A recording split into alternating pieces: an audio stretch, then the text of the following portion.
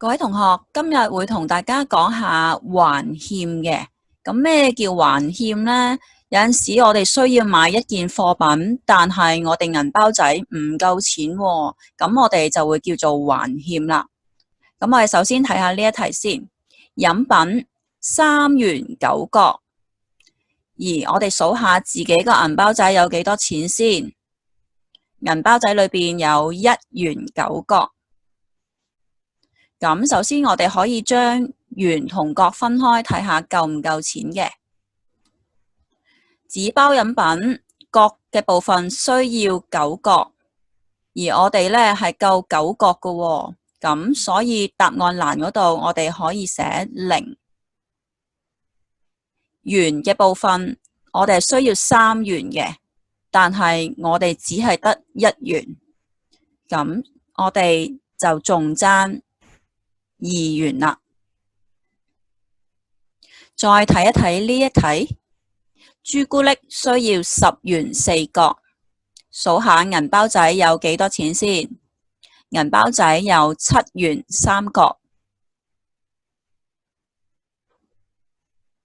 望一望呢度啦，朱古力係需要角嘅部分係需要4角嘅，而我哋只係得3角，唔夠錢，爭1角喎。咁我哋寫低1角。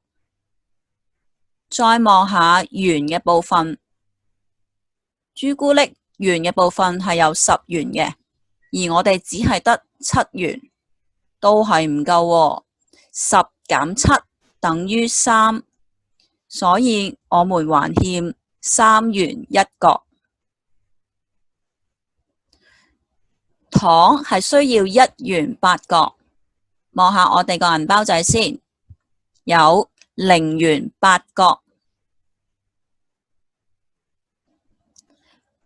糖嘅價錢各方面呢，我哋都夠俾喎，咁所以係0角。至於元嗰方面，我哋其實係冇元嘅硬幣喎，咁佢需要1元嘅，咁所以我哋係還欠1元，夾埋就係還欠1元0角。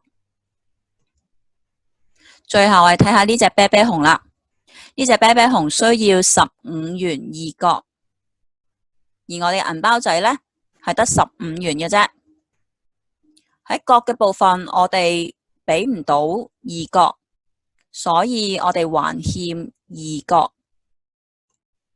至於元嘅部分，我哋啱啱好俾到15元，所以我哋呢度呢就寫個0啦。咁加埋呢就係還欠0元2角。